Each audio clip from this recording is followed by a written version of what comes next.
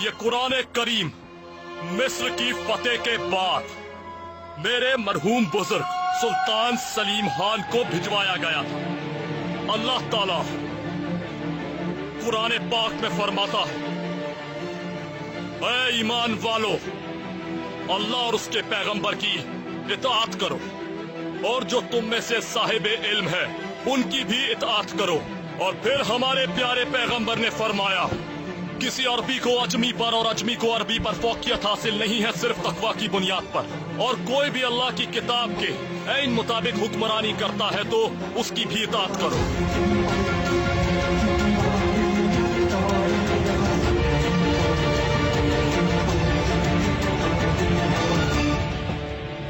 ऐ उम्मते मोहम्मद, क्या तुम लोग ईमान रखने वालों में से नहीं हो? हम ईमान रखने वालों में से हैं।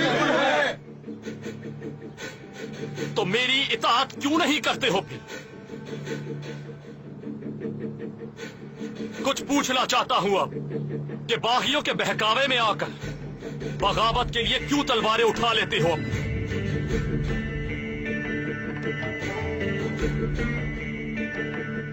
आप हमारे बादशाह हैं और इसीलिए ये जान भी आप पे फिदा है। और आपके खिलाफ हमारे दिलों में कुछ भी नहीं। हम आपके दोस्त के दोस्त और दुश्मन के दुश्मन हैं। सो अगर ये सच है तो आप लोगों को बागियों की हिमायत बिल्कुल नहीं करनी चाहिए। वादा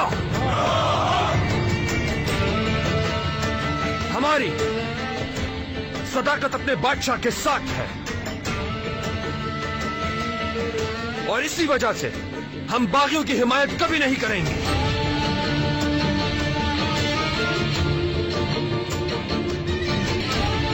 मेरे सिपाहियों, आप लोगों के फितना फसाद की वजह से ये हुकूमत दिन ब दिन कमजोर से कमजोर तर होती जा रही है। आपके मुतालबात इस हुकूमत की कमर तोड़ रहे हैं, क्योंकि आपकी सफों में सरकश सिपाहियों की तादाद बढ़ती जा रही है और हमें इस सरकशी को वक्त से पहले रोकना होगा। अवाम में नफसा नफसी फैल रही है और जिन ओहदों के मुतालबात कर रहे हैं आप लोग, वो 500 से ज्यादा नहीं है। तुम लोगों के मुतालबात मानने के लिए मैं अवाम के पेट नहीं काट सकता। क्या आप लोगों को अंदाजा है कि आप लोगों की तादाद 40,000 है, तो हर एक को ओहदे नहीं दिए जा सकते। आपकी तनख्वाहें एक दरिया के बराबर है। हम बादशाह सलामत के खिलाफ होने वाले बागियों को कबूल नहीं करते और आपकी तस्दील करके माल लूटने वालों की बिल्कुल हिमायत नहीं करते और न ही लूटे हुए माल को हम जब्त करने की ताकत रखते हैं।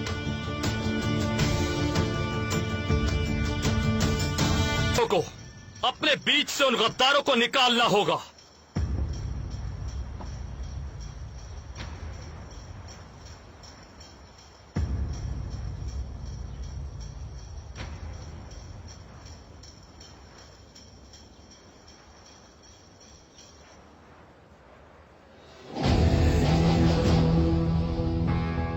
हम कभी भी लुटेरों की हिमायत नहीं कर सकते। जो भी हमारे बादशाह के खिलाफ जाएगा वो हमारा दुश्मन कहलाएगा। निकाल दो सबको, हमें इनकी कोई जरूरत नहीं।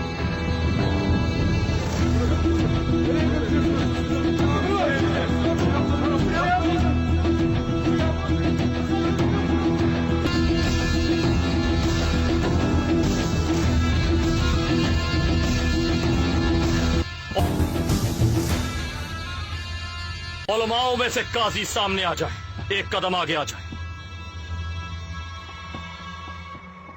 काजी साहिबान, क्यों अहकाम शरीयत को सही तरीके से नाफिज नहीं करते? क्यों नफरत के खात्मे के लिए अपना किरदार अदा नहीं करते? आखिर कैसे आप लोग रिश्वत ले सकते हैं? ऐसा नहीं है आका, हमारा हर फैसला शरीयत के मुताबिक होता है। लेकिन अगर हम किसी जालिम के खिलाफ आवाज उठाते हैं और वो जालिम किसी आला ओहदे पर फाइज हो, तो फिर हम पर इल्जाम लगते हैं कि हम किसी की हिमायत कर रहे हैं या फिर हमने किसी से रिश्वत ली है।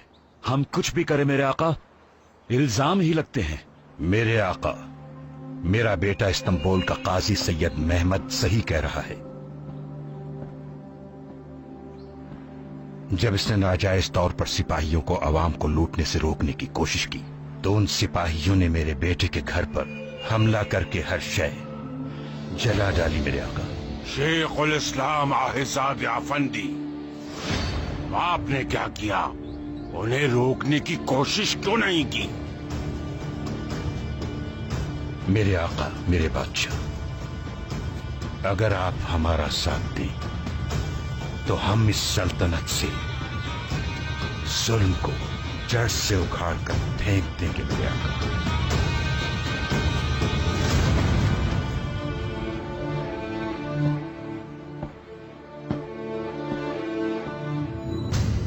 आला,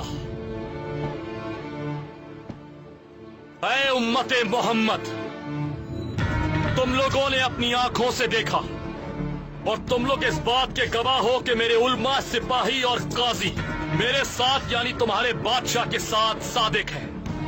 लेकिन ये काफी नहीं। हर एक जो यहां मौजूद है हमारी मुकद्दस किताब कुरान मजीद पर हाथ रखकर सदाकत की कसम खाएगा।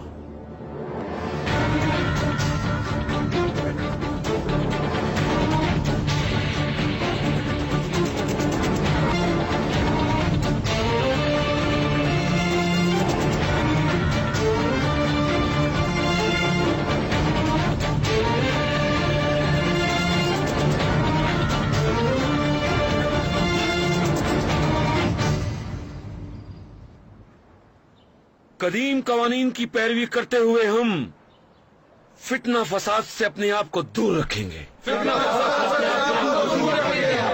और अपनी इस सरजमीन के हाकिम सुल्तान मुराद खान की हमेशा अतात करेंगे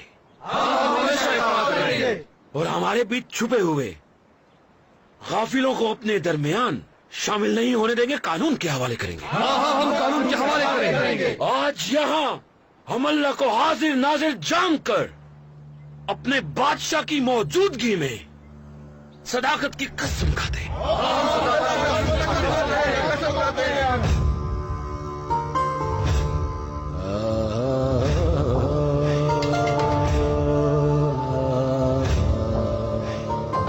अगर कभी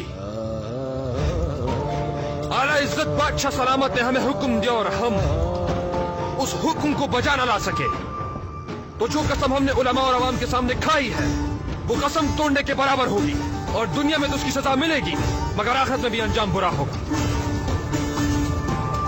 जंग हो या हम अपने बादशाह के साथ कदम से कदम मिला के चलेंगे।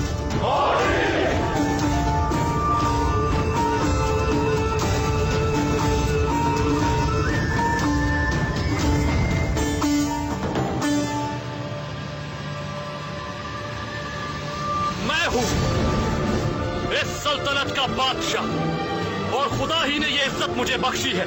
मैं सुल्तान मुराद खान फतुहात का नया सिलसिला शुरू करूंगा इंशाअल्लाह और अवाम की फलाह व बहबूद या बलीन फर्ज होगा मेरा। अब एक शफाफ निजाम कायम करूंगा, एक ऐसा अदालती निजाम जिससे हर एक को इंसाफ मिलेगा। मुझसे पहले जितने भी बादशाह आए उन्होंने अवाम का ख्याल नहीं किया। खुदा की कसम खाकर कहता हूं कि मैं इस सल्तनत को उस ऊंचाई पर लेकर जाऊंगा कि तारीख भी लिखेगी कि एक बादशाह था